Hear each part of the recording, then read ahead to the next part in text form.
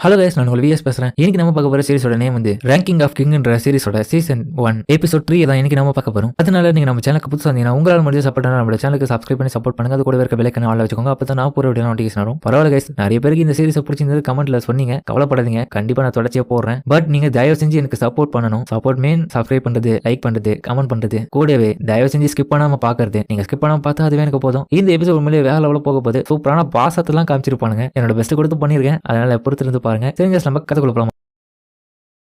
கேஜியும் போஜி கிட்ட, போஜி நல்லா ரெஸ்ட் எடுறா, நான் போயிட்டு வரேன் அப்படின்னு கதவை நோக்கி போகும்போது அந்த இடத்துல யாரோ வரதை பார்த்தவொடனே அவனும் திரும்பி பெட்டு கடியில வந்துடுறான். அப்ப யாருன்னு சொல்லிட்டு இவனும் பொறுத்து இருந்து பார்க்க அந்த இடத்துல ஒருத்தங்களும் போஜியை பாக்கிறதுக்காக வந்திருக்காங்க. கேஜியும் இல்ல இவங்க போஜி என்ன பண்ண போற, கொல்ல போறியோ? அப்ப அவங்களும் போஜி கிட்ட கை எடுத்துட்டு போய் கழுத்து நெரிக்கலான்னு போறாங்க. இவன் பார்த்துட்டு ஷாக் ஆகும் போது அப்ப அவங்களும் ஏதோ ஒரு மேஜிக் யூஸ் பண்ணி ஹீரோக்கு அடிபட்டு இருக்கிற காயங்கள் எல்லாத்தையுமே குணமாக்கிறாங்க. அவங்க யூஸ் பண்றதை பார்த்தா அந்த ஹீலிங் மேஜிக் தான். அவங்களும் ஹீரோக்கு மூச்சு வாங்கி பண்ணி கொடுக்க இப்ப ஹீரோ டோட்டலாவே கொஞ்சம் ரெக்கவர் ஆயிட்டான். அதுக்கப்புறம் கேஜியும் சரி பயவுல போயிச்சுப்பான், நம்ம வீட்டுக்கு போலாண்டாப்பா அப்படின்னு போகலான்னு பார்க்கும்போது அந்த இடத்துல ஒரு மந்திரியும், ஓ நீ இன்னும் இந்த அரண்மனைக்குள்ளதான் இருப்பான்னு எனக்கு நல்லாவே தெரியும். பட் ஆனா உனக்கு தப்பிச்சு போக ஒரு வாய்ப்பு கொடுத்தேன், ஆனா நீ போகல. அச்சோ மாட்டினாடா, தப்பி எங்க நிழல் இது பாரு, அடடா என்னடா இங்கே பாம்புக வச்சிருக்க அவனோடது. அப்ப அவனும் தப்பிக்கலான்னு பார்க்க நிழல் இருக்கிற இடங்கள் எல்லாமே பாம்புகளா இருக்கு. எனக்கு நீ மாட்டின அப்படின்னு சொல்லிட்டு அவன் அடிக்க. இப்ப அதோட மறுநாள் காலையில அரசரோட அறையில அரசரை பார்த்தா இறந்து இருக்காரு. கிங் பாசஸ் இறந்துட்டாரு. எல்லாருமே இதை பார்த்து கண் கலங்கின்னு இருக்கு. அப்ப ஒரு மந்திரியும் அரசர் சாகிறதுக்கு முன்னாடி ஒரு கடிதம் எழுதி வச்சிருக்காரு. அதுல அவருக்கு அப்புறம் அரசனா இருக்க போறது 2 பேரும் ஆர்வமா பாக்க முதல் இளவரசன் போஜி தான். இதை கேட்டு டைடாவும் என்னது நான் தானே அப்படின்னு அவனை ஷாக்கா பாக்க அங்க பாருங்கன்னு சொல்லிட்டு இவங்கள ஷாக்காவே அந்த இடத்துல பார்த்தா அரசரோட வாயிலிருந்து பெரிய புகையாட்டம் வருது. அதுல இருந்து திடீர்னு ஒரு டெவில் உருவமும் வெளிப்பட இவங்கள பார்த்துட்டு என்ன இது உங்களுக்கு எதுவும் ஆயிட போகுதுன்னு சொல்லிட்டு எல்லாரும் பயப்பட அப்ப அதுவும் நம்ம போஜியை மட்டும் கை காமிச்சிட்டு கடைசியா சிரிச்சுட்டு அந்த இடத்துல இந்த மறைய எல்லாரும் ஒரு நிமிஷம் அதிர்ச்சியில உறைஞ்சு கிடக்குறாங்க. அதோட டைடாவும் அவனோட அறைக்கு வந்துட்டு மந்திர கண்ணாடிய நீ என்ன சொன்ன, அடுத்த அரசன் நான் தானே சொன்னேன். அங்க பார்த்தா போஜி ஆயிருக்கான். இல்ல நீங்க தப்பா புரிஞ்சிருக்கீங்க, கண்டிப்பா நீங்க ராஜாவாக போறீங்க. என்ன சொல்ற? ஆமா எல்லாமே நான் பிளான் பண்ண மாதிரி தான் நடக்குது. அதுக்கப்புறம் அபிஷியலா அந்த நாட்டோட அரசர் ஆகிறதுக்கான ஒரு விழா நடத்த அப்ப மக்கள் எல்லாரும் போஜி ஆக போறாரா இல்ல டைடா ஆக போறாரா அடுத்த அரசனா 2 பேர்ல யாரும் தெரியல. அமைச்சரும் கிங் பாசஸ் எழுதிய கடிதத்தின்படி லம்ப ராஜ்யத்தோட புதிய அரசர் கிங் டைடா. இதை கேட்டு ஹீரோவும் என்னது டைடாவும் பதவி ஏற்க போக ஹீரோக்கு சுத்தமா இங்க என்ன நடக்குதுன்னு புரியல. அப்ப ஹீரோவோட சித்தியான அவங்களும் நான் அரசர் எதன கடிதத்தை கேச்சிட்டேன், இதுக்கப்புறம் இதுக்கு வேலை இல்ல. எதுக்காக அதை பண்ணீங்க? இது மாதிரி பண்றதுனால அரசரோட கட்டையில மீற மாதிரி தான் அர்த்தம். போஜி தான் அரசர் ஆகணும், அது உங்களுக்கு பிடிக்கலையா? போஜி அரசனாகி என்ன பண்ண போறான்? அவன் மட்டும் இந்த நாட்டை ஆனானா நிறைய குழப்பங்கள் வரும், உனக்கே தெரியும். ஏன்னா அவனுக்கு எந்த விதமான தகுதியும் இல்ல. அதுதான் அங்க உண்மை, நீங்க புரிஞ்சுக்கோங்க. ஆனா டைடாக்கு எல்லாமே இருக்கு. ஆனா அதுக்காக கிங் பாசஸோட எனக்கு தெரியும் அவரோட கட்டையில நம்ம மீறல. ஆனா இந்த நாட்டோட நல்லதுக்காக என்னவோ அதுதான் நான் பண்றேன். அது மட்டும் இல்லாம அந்த டெவில் அந்த போஜியை தானே தேர்ந்தெடுத்தது. அடுத்ததான் அரசனா வர வேண்டியவரை லம்ப வாக்கு மூலியமா தேர்ந்தெடுப்போம். எல்லாரும் உங்க கண்ணு மூடுங்க. மொத்தமா இந்த இடத்துல 5 பேர் இருக்கீங்களா? உங்க 5 பேர்ல போஜி அரசனாகணும்னு விரும்புறவங்க யாரு? அவங்க எல்லாரும் உங்களோட ஆள்காட்டி வரல தூக்குங்க. அதுக்கப்புறம் ரிசல்ட்ல பார்த்தா நம்ம ஏப்ஸும் கூட இருக்கிற இன்னொரு அமைச்சரும் தான் விரல தூக்கிருக்காங்க. இவனுங்களே ஷாக் ஆகுறாங்க. என்னது நம்ம இருக்கமா? பாமாஸ் என்ன காரியம் பண்ற நீ? உனக்கு போஜி அரசனாகணும் ஆசை இல்லையா? இதனோட முடிவா டைடா தான் அதுக்கப்புறம் அரசனாகிற முடிவு எடுத்திருப்பாங்க. ஹீரோ இதை பார்த்துட்டு அதிர்ச்சியில அவங்க சித்திய பார்க்க, அது மட்டும் இல்லாம இந்த அமைச்சர்களை பார்க்க டோமாஸ் இவனை பார்த்துட்டு ஒண்ணுமே தெரியாத மாதிரி திரும்பிக்கிறான். ஹீரோக்கு இவங்க எல்லாம் நமக்கு துரோகம் பண்றாங்க தெரிஞ்ச உடனே அந்த இடத்துல அந்த அழுதுனே ஓடுறான். அந்த வலியை தாங்க முடியாம ரொம்ப தூரமா போயிட இப்ப சிறைச்சாலையை காமிக்க அந்த இடத்துல கேஜிய கைது பண்ணி வச்சிருக்கான் அந்த அமைச்சரும். முன்னாடி எப்படா கோக்கி போட்டு போயிட்டா பேரு. ஆனா என்ன இருந்தாலும் நான் யாரு ஷேடோ கிளான் அவனை என்கிட்ட இதை பார்த்தா பழியுமா அப்படின்னு தன்னோட உடம்பையே கட் பண்ணிக்கினு அதுல இருந்து தப்பிச்சு போக வழியால தொழிக்கிறான். இந்த தப்பிச்சு ஆகணும். ஆனா போனாலும் திரும்பியும் அதே ஆள்கிட்ட மாட்டிக்கிறான். எனக்கு நல்லாவே தெரியும் உங்களோட கிளான சேர்ந்தவங்க எப்படியா இருந்தாலும் தப்பிச்சிருவீங்கன்னு. அதுக்காக தான் எனக்கு நம்பிக்கை இல்லாம நான் இந்த இடத்துல இருந்தேன். ஒழுங்கா இந்த மாதிரி சொல்லிடு, நீ யாரை கொலை பண்ணதுக்காக வந்த, உன்னோட நோக்கம் என்ன? யோ நான் தான் சொல்லிட்டு யாரையும் நான் கொலை பண்ண வரலையா, வலிக்குதியா?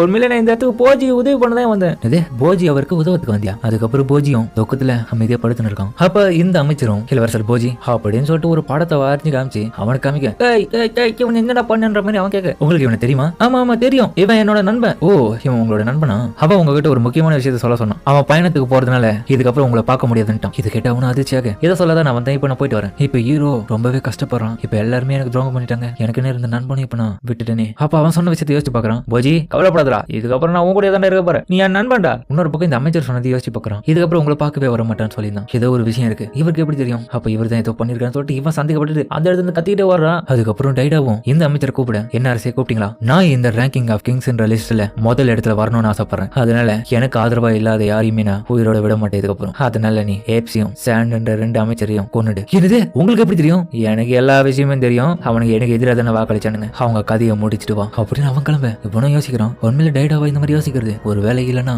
இவரோட அந்த மந்திர கண்ணாடி பண்ற வேலையை இதெல்லாம். அதுக்கப்புறம் போஜியும் கேஜி எங்க இருக்க மாதிரி இவனும் பதறின்னு சிறைக்குள்ள போக, போஜியும் சிறை ஃபுல்லா தேட நம்ம கேஜி அடைச்சு வச்சிருந்த அந்த லாக்கர் ரூமை பார்த்துட்டு அதே சேரான். அந்த டைம் ஒரு பாம்பு இவங்கிட்ட இருந்து தப்பிச்சு போக, இதுக்கு ஏதோ விஷயம் தெரிஞ்சதுன்னு சொல்லிட்டு அதுக்கப்புறம் அதை பிடிக்கலான்னு சொல்லிட்டு அதை நோக்கி போயின்னு இருக்கான். புதரெல்லாம் போயிட்டு ஒரு குகை மாதிரி இருக்கிற இடத்துக்குள்ள போக, அந்த இடத்துல பார்த்தா அந்த பாம்புகளோட தலைவனா இருக்கிற ஒருத்தனை காமிக்க, அந்த பாம்பும் இளவரசர் போஜி உங்களை பார்த்து ரொம்ப நாள் ஆச்சு, எப்படி இருக்கீங்க? போஜியும் அந்த அமைச்சரையும் கூடவே எவனோட நண்பனான கேஜியும் வரைஞ்சு காமிக்க, ஏய் உங்களை பத்தி தெரியுமா? நல்லாவே புரிஞ்சுது போஜி, என்னோட மாஸ்டரான பிபின் இந்த ஷேடோ கிளான சேர்ந்து அந்த மாஸ்டரை பிடிச்சி வச்சிருக்காரு. சரி அவன் இப்ப எங்க இருக்கான்ற மாதிரி கேட்க, ஆனா என்ன மன்னிச்சிடுங்க, என்னோட மாஸ்டருக்கு நான் துரோகம் பண்ண முடியாது. பட் நான் உங்களுக்கு ஒரு நல்ல விஷயத்தை நான் சொல்றேன். ஏன்னா நீங்க எனக்கு நிறைய உதவி பண்ணிருக்கீங்க. உங்களோட நண்பன் அவன் உயிரோட தான் ஒண்ணு இருக்கான். அவனுக்கு எந்த விதமான பிரச்சனையும் கிடையாது. ஆனா என்னோட மாஸ்டர் அவனுக்கு ஒரு வேலை கொடுத்திருக்காரு. இதை கேட்டு ஹீரோவும் கண் கலங்க இருக்கு. அந்த டைம் குட்டி குட்டி பாம்புகளும் வந்து ஆறுதல் சொல்லுங்க. இளவரசர் போஜி அழாதீங்க, நீங்க அழுத பார்த்தா எனக்கு மனசுக்கு ரொம்ப கஷ்டமா இருக்கு. ஏன்னா நீங்க எனக்கு நிறைய பண்ணிருக்கீங்க. அது மட்டும் இல்லாம இளவரசர் போஜியை இங்க இருக்கிற நிறைய பேருக்கு ரொம்பவே பிடிக்கும். அதனால பிளீஸ் எந்த விதமான தேவையில்லாத வேலைகளையும் செஞ்சு உங்களோட உயிரை இழக்க விரும்பாதீங்க. ஏன்னா உங்களை எங்களுக்கு ரொம்ப பிடிக்கும் அப்படின்னு சொல்லிட்டு அந்த பாம்பே ஹீரோவுக்கு மேல பாசத்தை வெளிப்படுத்துது. சரி இளவரசரே, நீங்க இந்த இடத்துல கிளம்புங்க. ஆனா தயவு செஞ்சு இதை மட்டும் என்னோட மாஸ்டரான பேபின் கிட்ட சொல்லிடாதீங்க. சரி நான் போறேன் அப்படின்னு சொல்லிட்டு அவன் கிளம்ப. அதுக்கப்புறம் ஏப்ஸும் இப்போ வேலையும் போச்சுனால வேலையை விட்டு வெளியே வந்து இருக்கான். அந்த இடத்துல பிபினும் வர ஏப்ஸுக்கு புரிஞ்சிருது எதுக்காகன்னு. அதுக்கப்புறம் பிபினும் அட்டாக் பண்ண வர தலைவா தடுக்கிறான். இருந்தாலும் பிபின் தப்பு கொடுக்க, என்ன பிபின் கிங் டைடா என்ன கொல்ல சொல்லி ஆட்டு கொடுத்துருக்காரு போல, அது தெரிஞ்ச கதைன்ற மாதிரி இப்ப ஏப்ஸ் இவன் கூட சண்டை போட தயாரா இருக்கான். ஒரு கட்டத்துல பிபின் தன்னை கொல்ல வரதுனால ஏப்ஸும் வழி இல்லாம அந்த கம்பால பிபினோட வயிற்றுலயே குத்தி அவனை சாச்சிட்ட. இப்ப பிபினும் சாகர் நிலைமைக்கு ரத்தம் லீக் ஆகுது அவனுக்கு. ஒரு பக்கம் ஏப்ஸும் அந்த இடத்துல இருந்து கிளம்ப, அவன் போன பிறகு பிபினோட உடம்ப மண்ணுக்குள்ள ஏதோ ஒண்ணு இழுத்துன்னு போது ஏப்ஸும் கண்டிப்பா நான் போஜிய அரசன் ஆக்குவேன், அதுக்காக இளவரசர் டைடா தயாரா இருங்க. இப்ப அரசவையில கின் ஹெல்லியும் டைடா எதுக்காக நீ 2 அமைச்சர்களையும் வேலை விட்டு தூக்கணும்? ஏப்ஸ் எனக்கு தேவையில்லை, எனக்கு தான் பாதுகாப்புக்கு ஆளுங்க இருக்காங்க. கூடவே அமைச்சர் சாண்டி வந்து உங்களுக்கு செட்டே அவளுக்கும் அவருக்கும் உங்களுக்கும், அதனாலதான். ஆனா நீ இந்த மாதிரி திடீர்னு அமைச்சர்களை தூக்குறதுன்றது தேவையில்லாத குழப்பத்தை தான் உண்டாகும். சரி அதை விடுங்க, இன்னொரு விஷயம் இருக்குதுமா, என்னோட அண்ணன் என்ன பண்ணட்டும்? அவன் என்ன பண்ண போற? உண்மையை சொல்ல பண்ணா அவன் இங்க இருக்கிறது எனக்கு பிடிக்கல. அதனால அவன் இந்த நாட்டை விட்டு வெளியே போக சொல்றேன். என்னது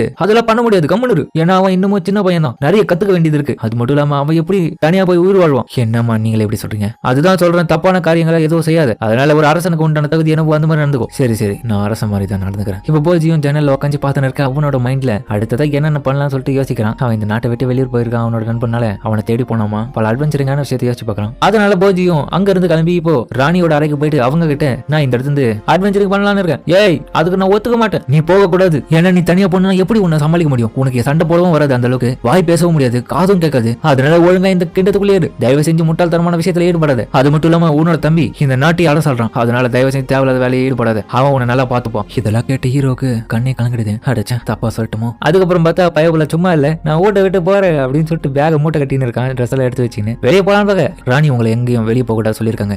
நான் வெளியே போல, உள்ளதான் உட்காந்து கிடக்குறேன். உள்ள உட்காந்த மட்டும் நான் போக மாட்டேனா அப்படின்னு சொல்லிட்டு துணியெல்லாம் முடிச்சு போட்டு இப்ப அங்க இருந்து கீழே இறங்க பாக்குறான். ஹீரோக்கு எவ்வளவு துணிச்சல, அங்க பார்த்தா தம்மோண்டு தான் அந்த கயிறே வந்துது. எந்த நம்பிக்கையில கீழே இறங்கலாம் தெரியல. அப்ப ராணியும் போஜி மேல சண்டை போட்டுட்டு, போஜி என்ன பண்ணீங்க? போஜி என்னடா பண்ற அப்படின்னு சொல்லிட்டு கீழே போய் பார்த்தா, டாய் மேல வாட போஜி. ஹீரோ டப்புன்னு கீழே இறங்கலாம் பாக்க, நம்ம ராணிக்கு பாடி கார்டா இருக்கிற அந்த ஆளும் வந்து கயிறை தூக்கி வரான். அப்ப அடியோ பரவாயில்ல, ஹீரோ என்ன தூக்காதீன்னு சொல்லிட்டு கயிறு அசக. அதுல பார்த்தா லூஸ் ஆயிட்டு கயிறு கீழே விடலாம் பாக்க, ராணிக்கு அவன் கீழே விழுவனே போஜி அப்படின்னு கீழே பிடிக்கலான்னு போக, கூட இருந்த பாடி கார்டு அவங்களோட காலை பிடிச்சிருங்க. போஜியும் பார்த்தா கீழே விழும்போது தன்னோட பேக்கை கைட்டு போட்டுட்டு செவத்தை பிடிக்கலான்னு போக, அதுல முட்டின்னு அப்படியே டப்புன்னு கீழே விழான். நல்ல வேலை கீழே விழும்போது ஒரு பேக்ல ஜம்ப் பண்ணி அப்படியே கீழே விட, ராணியும் போஜி முட்டாள் தரமா பண்ணி கிடக்காதா அப்படின்னு சொல்லிட்டு அங்க இருந்து கதிர்னு நம்ம போஜி பாக்கிறதுக்கு போறாங்க. அங்க பார்த்தா ஹீரோ மட்டையா கிடக்கு. அவங்க இதை பார்த்துட்டும் பொறுக்க முடியாம ராணியும் அவங்களும் ஏதோ ஒரு மேஜிக் பயன்படுத்துறாங்க. அது பார்க்கவே ஹீலிங் மேஜிக் மாதிரி தான் இருக்கு. அவங்களோட லிமிட்டையும் தாண்டி ஹீரோக்கு ஹீல் பண்றாங்க. ஹீரோக்கு கொஞ்சம் கொஞ்சமா குணமாவே அவனுக்கு கண்மூச்சி அவங்கள பார்க்க, ஹீரோக்கு அடிப்பட்ட உடனே குணம் பண்ண வந்தது வேற யாரும் கிடையாது, இவங்க தான். தன்னோட பையனுக்காக எவ்வளவு கஷ்டப்பட்டு அவங்களும் ஹீலிங் மேஜிக்கை யூஸ் பண்ணி அவனை குணப்படுத்த, இது எல்லாமே ஹீரோ தான் யோசிச்சு பார்த்துன்னு இருக்கான். அவனு கண்மூச்சி பார்க்க அவன் மூச்சு வாங்குறாங்க. இதனால அவங்களை கடுப்பாயிட்டு டேய் உட கூட இது மாதிரிலாம் பண்ணாதான்னு சொல்லிட்டு அடிக்கலான்னு வர, ஆனா அடிக்கல. அதுக்கு பதிலா லைட்டா தலையில தட்டுறாங்க, அவ்வளவுதான். அதோட அவங்கள மயக்கப்பட அம்மா அப்படின்னு சொல்லிட்டு அவனும் போய் பாக்க, குயின் ஹெல்லிங் என்னாச்சு உங்களுக்குன்னு சொல்லிட்டு பாடி கட்டும் கதறான். எங்க நடக்கிற கூத்து எல்லாம் டைலாடும் ஜன்னல் வழியா பாக்க, அதோட ஹெல்லிங்ன்ற ராணியும் பெட்ல ரெஸ்ட் எடுத்துன்னு இருக்காங்க. ஹீரோவை இதை பார்த்துட்டு, நான் பண்ண முட்டாள்தனத்தினால இப்போ அவங்க உடம்பு சரியில்லாம படுத்துன்னு இருக்காங்க அப்படின்னு சோகத்தோட கிளம்பி போக, திரும்பியும் அரசவையில இருக்க மத்தவங்க எல்லாருமே ஹீரோவை பார்த்து கேள்வி பண்றாங்க. இப்போ குயினும் கண்முழிச்சு நம்ம டைடா சொன்ன விஷயத்தை யோசிச்சு பாக்குறாங்க. அதுக்கப்புறம் தான் இப்போ அவங்களோட பிளாஷ்பேக்கை காமிக்க, ஹீரோ சின்ன வயசுல இருக்கும் போது இவங்களும் முத முறையா நம்ம கிங் பாசஸ கல்யாணம் பண்ணின்னு இவங்களை பார்க்க வந்திருப்பாங்க. அப்ப அங்க இருக்கிற மேடம் அப்புறம் சைகை மூலியமா அவங்களுக்கு உணர்த்துறாங்க, பிரின்சஸ் போஜி நான் தான் உங்களோட புதிய அம்மா. அவன் கண்டுக்காம அங்கிருந்து போக என்ன ஆச்சு இவனுக்கு? இல்ல ராணி, இது வரைக்கும் போஜி அவரு யாருக்கிட்டுமே அவ்வளவா பேசுறது கிடையாது. அவங்க அம்மா இறந்த பிறகு எப்பவுமே தனிமையில தான் அவர் இருக்காரு. அதுக்கப்புறம் இவங்களும் அதை புரிஞ்சுக்கின்னு அந்த கஷ்டத்தை போக்குறதுக்காக தன்னால முடிஞ்ச ஒவ்வொரு வழியும் ட்ரை பண்ணி பாக்குறாங்க. அவன் எப்படியாச்சும் பேச வைக்கணும், பழக வைக்கணும்னு.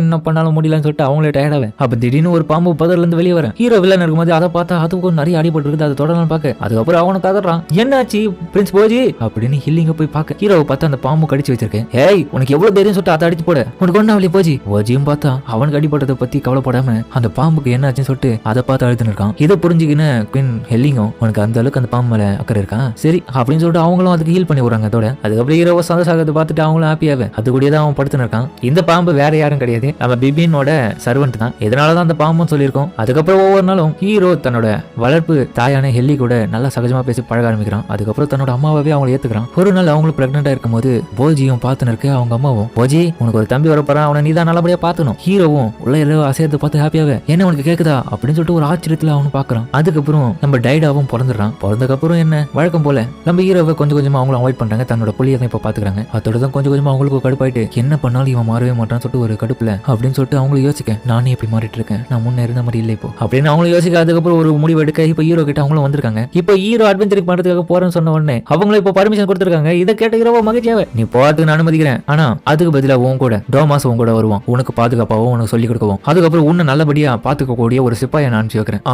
உன் பேர் என்னப்பா? குக்குரோ ராணி அவர்களே.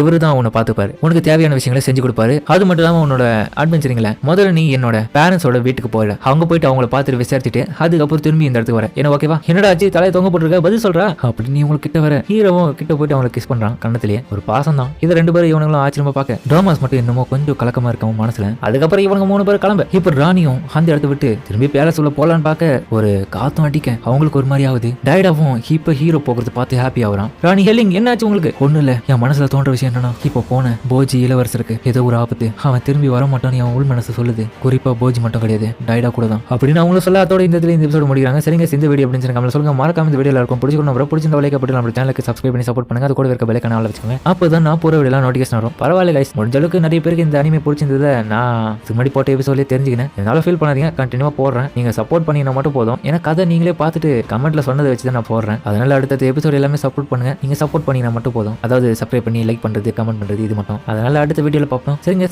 இதோட இந்த வீடியோ முடிச்சுமா.